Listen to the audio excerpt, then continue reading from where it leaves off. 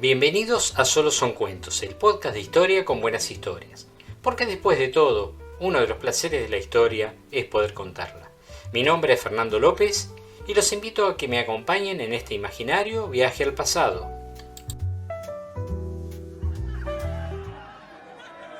Estamos ahora en París, es el siglo XII. Nos encontramos en la colina de Santa Genoveva. Aquí al costado de un gran monasterio hay una verdadera multitud que viene a escuchar las clases magistrales de un hombre, un viejo maestro. Me han dicho que se llama Guillermo de Champoux. Ahí está, ya comenzó su discurso sobre filosofía que la multitud escucha en silencio.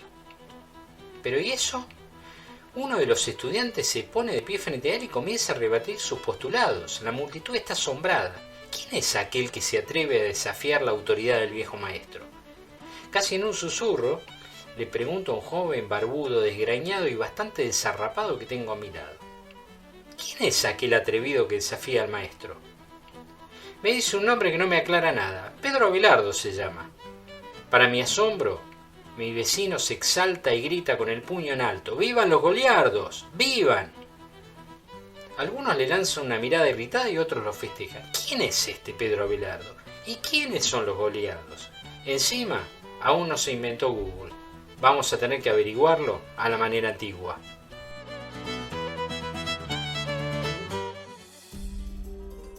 Para algunos académicos, el siglo II es un periodo de renacimiento cultural y espiritual.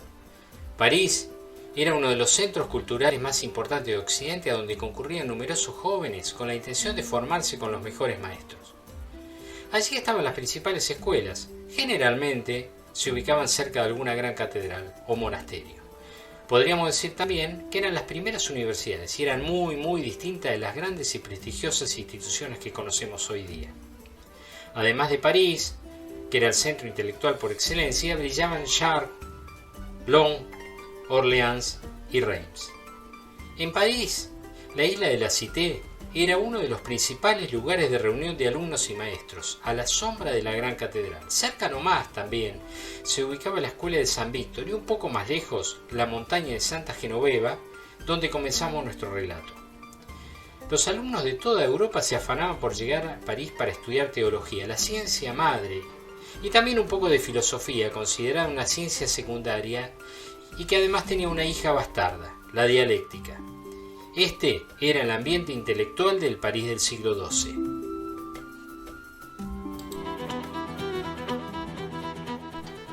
Y al final, este Pedro Abelardo, ¿quién era? ¿Y los famosos goliardos? ¿Qué? Paciencia. Primero vayamos conociendo a nuestro personaje paso a paso. Para algunos académicos fue el maestro más célebre del siglo XII y para otros el primer profesor. Pedro nació en el año 1079 en las cercanías de la ciudad de Nantes, en Bretaña, actual Francia.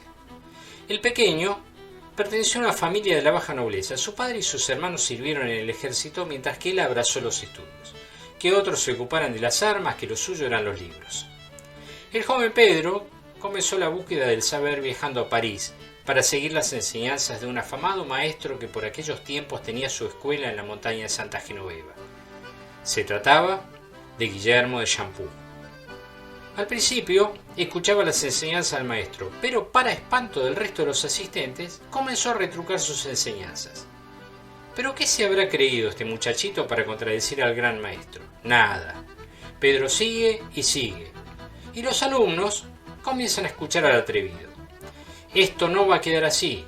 Guillermo, que no era un hombre de dejar pasar las ofensas, contraatacó y con diferentes argucias logró que este joven tan molesto sea expulsado de París. Guillermo ganó la partida. ¿Pero a qué costo? No le quedó ni un solo alumno. Todos se fueron tras la estela de la nueva estrella en ascenso.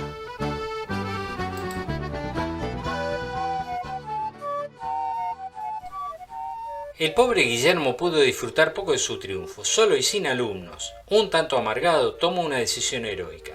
Decidió mandar la enseñanza al demonio. Por el sueldo que me pagan, mira que voy a andar renegando, habrá pensado. Pedro logró volver a París, y para humillar más aún a su viejo maestro, estableció su escuela en Santa Genoveva, el mismo sitio donde enseñaba Guillermo. Ya es una rockstar, pero está amargado. ¿Qué le pasa ahora? La cuestión es que no encuentra adversarios a su altura. El hombre comenzó a concebir una idea. A esta altura era un filósofo, un lógico reconocido y brillante, pero siempre hay un pero, en todas las épocas. La reina de las ciencias era la teología, y la filosofía era como una especie de pariente pobre. Así las cosas, nuestro maestro decidió enfrascarse en el estudio profundo de la teología y se convierte de nuevo en alumno. A ver, veamos, ¿quién era el teólogo más prestigioso de aquellos tiempos? Se trataba de un buen señor ya venerable, llamado Anselmo, que impartía su cátedra en la ciudad de Lons, y allí fue nuestro amigo. Alerta de spoiler, el pobre don Anselmo no tenía idea de la que le caería encima.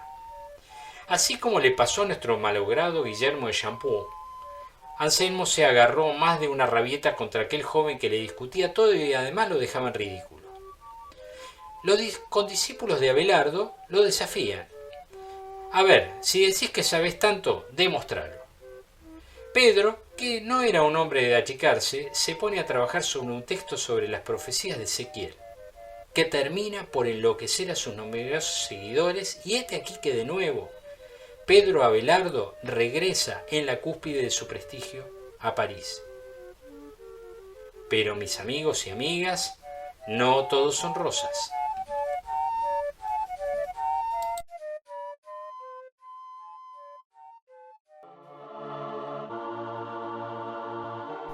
Nuestro Pedro disfrutaba de la gloria y del éxito. Era aclamado, escuchado y seguido por cientos de alumnos. Con un poquito apenas de soberbia, el hombre confesó en sus escritos que había llegado a pensar que él era el único filósofo en la tierra. Pero justo en ese momento, cuando se creía dueño del mundo, se le cruzó por el camino Eloísa, dando comienzo a una de las historias de amor más conocidas y trágicas de la historia. Veamos. En este momento nuestro encumbrado personaje orillaba los 39 años y del amor sabía solo lo que decían los poemas y las canciones que incluso él mismo componía, muchas de ellas con espíritu goliardo. Ya volveremos sobre este nombre tan extraño. Resulta que andaba por aquellos lados un canónico apellidado Fulbert. Este señor tenía una sobrina a la cual adoraba. Parece que la chica, que por aquel entonces tenía 17 años, no solo era hermosa, sino que era de reconocida inteligencia y amplia cultura. De hecho, dominaba varios idiomas. Abelardo decidió que tenía que ser suya. Aquella sí era una mujer a su altura. Pedro diseñó un astuto plan. Le pidió a Fulbert alojamiento y comida, argumentando que no tenía tiempo para tareas domésticas. El precio del alquiler no importaba. Por supuesto, el canónico aceptó y ya que estamos le pidió que se ocupe de educar a Eloísa, la luz de sus ojos. Imagínense, Fulbert no podía creerlo, alojaba en su casa al mayor intelectual de París y encima le iba a dar clases particulares a su sobrina y gratis. Nada mal, pensó el hombre, nada mal. Como podrán imaginar, entre Pedro y Eloísa enseguida explotó la pasión. Pedro se olvidó de sus clases, de sus estudios y de sus escritos. La pareja se reunía, pero nada de estudiar. La cuestión es que en uno de aquellos encuentros Fulbert los descubrió. Pedro Abelardo fue arrojado de la casa. La pareja, desafiando el mandato de su tío, se veían en cualquier lugar y en cualquier momento. Aquello era un verdadero escándalo.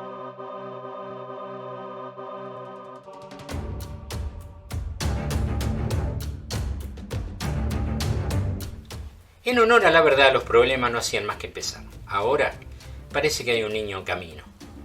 Como primera medida, Eloísa se disfraza de monja y, según los relatos, con la ayuda de Pedro, huye de la casa del tío. La pareja se refugia en Bretaña en casa de la hermana de su amante. Allí da a luz a un niño que es bautizado Astrolabio. El niño queda al cuidado de la hermana de Pedro y ambos regresan a París. Aún queda un tema muy espinoso por resolver. El tío Fulbert está furioso y exige compensaciones. Don Pedro Abelardo ofrece casamiento. El maestro no le escapa al compromiso. Su terror era que la obligación de mantener a una familia se interponga en sus estudios y en el ejercicio de la docencia. Finalmente, hay acuerdo. Pero el casamiento será con condiciones. Será en secreto. Pese a ser un clérigo, Pedro no tenía impedimentos para casarse, pero tenía miedo de que si la comunidad académica sabía que tenía familia, su prestigio disminuyera. Pero en medio de todo esto aparece la novia. La futura esposa de Abelardo se opone al casamiento. Le dice que una familia no se da bien con la vida de estudio, que esto y que lo otro, que lo ama, pero que no quiere que se sacrifique por ella y que bueno.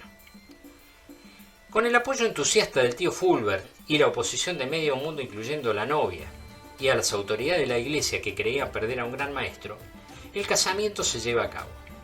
En secreto y con la bendición del tío, que dicho sea de paso, tenía otros planes. Llegado este momento de la historia, Pedro había cumplido con su palabra. Se había casado con Eloísa y ella permanecía oculta. Nadie sabía nada. El tío no se iba a quedar con las ganas. Empezó a gritar el casamiento supuestamente secreto de Eloísa y Pedro a los cuatro vientos. Se quería vengar de Pedro, hacerlo sufrir por lo que consideraba había sido una afrenta. Pedro desarrolló otro plan.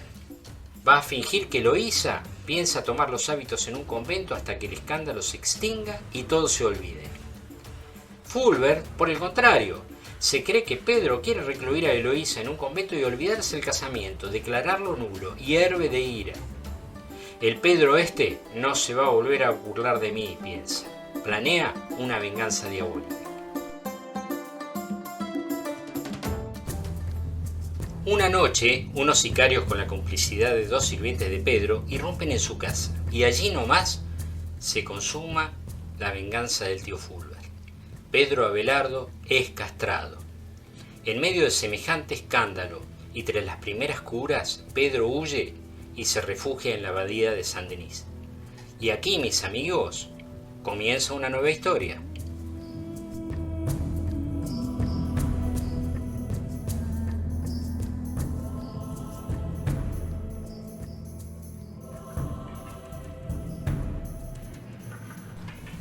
El pobre Pedro Abelardo tampoco lo pasa bien en Saint-Denis. Se cura, al menos de lo que se puede, y reaparece el brillante intelectual. Pero al parecer no se lleva muy bien con los monjes a los que considera como toscos, groseros e ignorantes. Parece que a nuestro amigo no se le daba bien hacer nuevas amistades. Una vez que sus alumnos descubrieron el paradero de Pedro, allí fueron en multitudes. Para contentarlos, el maestro preparó algunas cositas menores, como un tratado de teología. Parece que el texto no cayó nada bien a las autoridades eclesiásticas. La cuestión es que entre sus numerosos enemigos le armaron un concilio. Era el año 1121.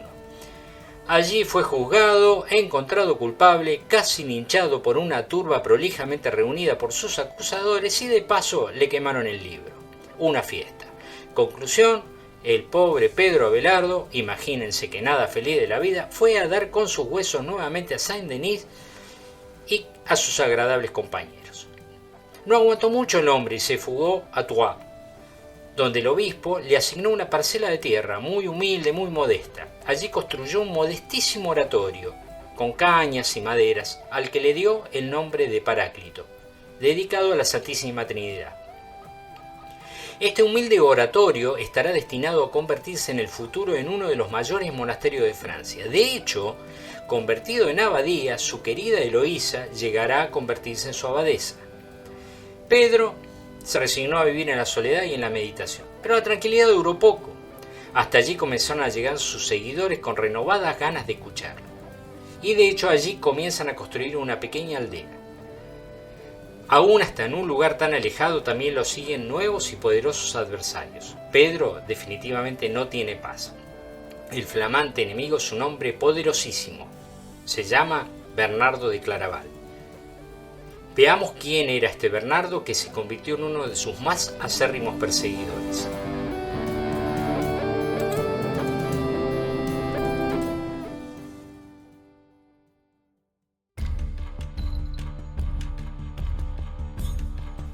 Bernardo de Claraval era un hombre carismático y místico, y a la vez duro y estricto. Era un verdadero asceta. Hombre de profundas y rígidas convicciones cristianas, promovía cruzadas contra el Islam. Tuvo una enorme influencia en la iglesia y más tarde lo conoceremos como San Bernardo. Retomando nuestro relato, Bernardo persiguió y hostigó de tal manera a nuestro amigo que éste pensó como medida desesperada en huir al oriente y refugiarse en la tierra del Islam. Al final el pobre Pedro encontró una solución al problema. Aceptó un cargo de abad en un monasterio en la zona de Bretaña. La experiencia, hay que decirlo, no resultó mucho mejor que la de Saint-Denis. Tampoco logró hacer muchos amigos. De hecho, los monjes de su querida comunidad intentaron envenenarlo. Claro que dado que las condiciones allí no eran las más favorables para la supervivencia, se escapó hacia 1132 y unos años más tarde retornó a un lugar conocido y querido, Santa Genoveva, en París. Allí reunió a sus alumnos y recibió el apoyo de otro intelectual, Arnaldo de Brescia. Este buen hombre tenía el dudoso privilegio de haber sido expulsado de la península itálica acusado de promover disturbios. Le aporta seguidores, pero todos eran pobres y mendigos que poco le aportaron al bienestar económico de Pedro. Digamos también que Arnaldo, para variar, no gozaba de la simpatía de Bernardo, que lo tenía entre ojo y ojo. Pedro Abelardo seguía escribiendo y dando clases, pero sus enemigos volvieron a la carga y hacia el año 1140 reanudaron sus ataques. Reapareció Bernardo y arremetió contra nuestro pobre amigo. Como primera estrategia intentó dejar a Pedro sin alumnos. Fracasó. Entonces, nada mejor que organizar una reunión entre los dos. La cosa tampoco salió muy bien. Finalmente, uno de los discípulos de Pedro propuso una exposición de ambos frente a una asamblea de teólogos y filósofos a llevarse a cabo en la ciudad de Sens. Pedro Abelardo, pobre iluso, estaba contentísimo. Sentía que no solo iba a convencer sino a cautivar a su auditorio. Pero Bernardo tenía sus argucias. La noche anterior convocó a los obispos e intentó convencerlos de las iniquidades de nuestro amigo. Llegada la hora, el bueno de Pedro Abelardo arribó al lugar rodeado de amigos y discípulos, feliz y contento. Pero en lugar de encontrar un público más o menos complaciente, se da de cabeza con un concilio en toda regla. Este emite una condena, más o menos suave, pero Pedro, indignado, decidió recurrir al Papa. Bernardo también contaba con esto, así que apeló a sus cardenales amigos en Roma para operar sobre el Papa. Conclusión: Pedro fue considerado una terrible amenaza para la cristiandad y el pontífice Inocencio II, a instancia de Bernardo de Claraval, condenó a Pedro Abelardo de manera fulminante. Sus libros debían ser quemados.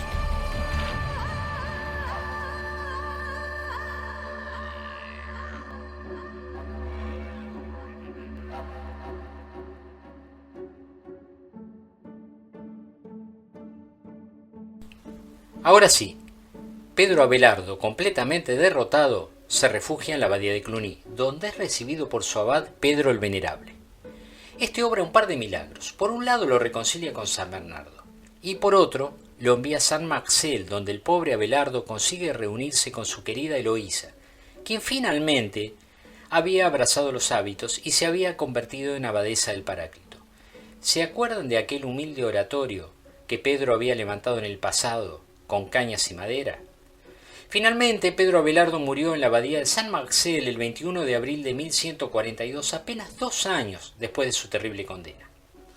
Volvamos a un tema que dejamos pendiente. Veamos ahora quiénes eran los benditos goliardos. Eran un grupo de intelectuales rodeados de mitos, leyendas e historias grotescas, algunas de las cuales se hicieron correr ellos mismos.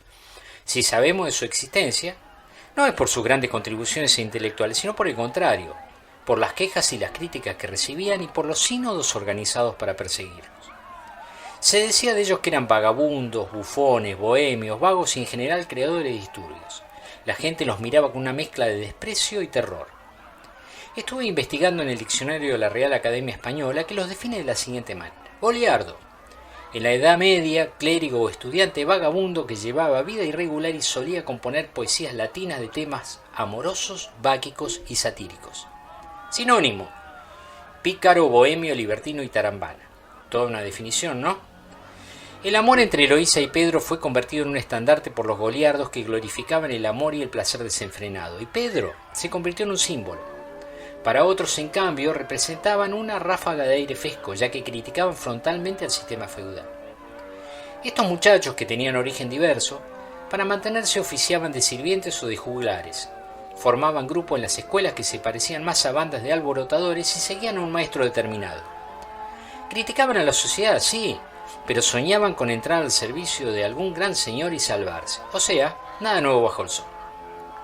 Además se burlaban del papa, de los obispos, de los monjes y de los labradores. El que no era ladrón era corrupto, borracho o bruto. Tanto los persiguieron que hacia el siglo XIII se extinguieron. Esta buena gente no se cansaba de componer canciones y poesías sobre sus temas preferidos, el vino, el juego y el amor. Recordemos que nuestro amigo Pedro Abelardo componía canciones y poesías de amor, es por ello que con frecuencia se lo considera goliardo. Por otra parte, festejaron el afiebrado romance entre Eloísa y Pedro, convertido en un estandarte por los goliardos que glorificaban el amor y el placer. Y ahora ustedes se preguntarán, ¿qué fue de la vida de la bella Eloísa?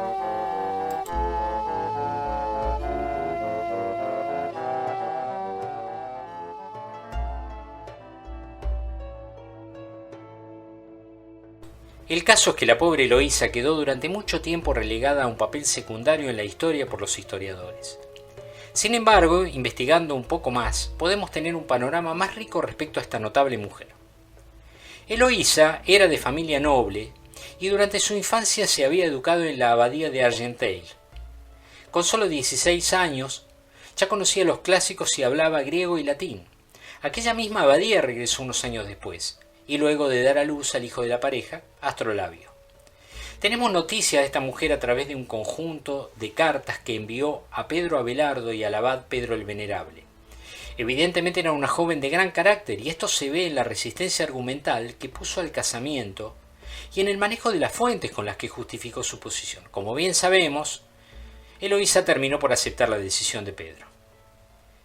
Si conocemos en detalle la historia de Pedro Abelardo es porque él mismo escribió a un amigo una serie de cartas que se conformaron en un libro llamado Historia de mis calamidades. Este libro, o detalles de él, le llegaron tempranamente a Eloísa, quien durante mucho tiempo no había mantenido comunicación con su esposo para preservarlo y no distraerlo de sus estudios. Al conocer este documento, Eloísa comenzó esta serie de cartas llamadas Cartas de Eloísa, en la que le recrimina a Pedro por su silencio. Comenzó así un largo intercambio epistolar. Al principio él mantenía una posición algo distante, contrastando con la pasión que la mujer ponía en sus notas. Eloísa nunca se arrepintió de la pasión que sintió por Pedro, y aún muchos años después siguió defendiendo su derecho al amor. Algunos académicos ven en esta mujer a una intelectual rebelde con la fuerza para romper con ciertos mandatos como era el matrimonio por conveniencia en la Edad Media. De hecho, algunos estudios encuentran en las obras de Pedro Abelardo justificaciones y argumentaciones que parecen extraídas, robadas, de las cartas de Eloísa, con lo que se comprobaría el aporte de esta notable mujer a la obra de nuestro intelectual. En palabras de Pedro el Venerable, Eloísa era una verdadera filósofa. Cuando murió Pedro Abelardo, fue Eloísa quien recibió sus restos en el Paráclito. Cuando ella murió, 21 años después, fue enterrada en la misma tumba que su esposo. Cuenta la leyenda que cuando descendían su cuerpo a la fosa, Abelardo extendió sus brazos para recibirla.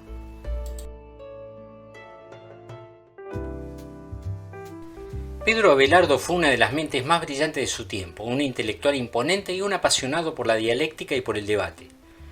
Fue un renombrado profesor de filosofía y teología de París, y seguido allí donde fuera que vaya por multitud de alumnos y seguidores. Junto con Eloísa fueron protagonistas de una de las historias de amor más recordadas, celebradas y cantadas. Si el tema les interesó, hay una película que vi en YouTube, se llama Robado al cielo. Es un film inglés estrenado en 1988 y dirigido por Clive Donner. Y creo que le da a Eloísa un protagonismo que bien se merece. Hasta aquí llegamos hoy en nuestro viaje al medioevo. Si la historia te gustó, dale like, suscríbete al canal y mándame tus sugerencias. Nos encontramos en el próximo episodio de Solo son cuentos.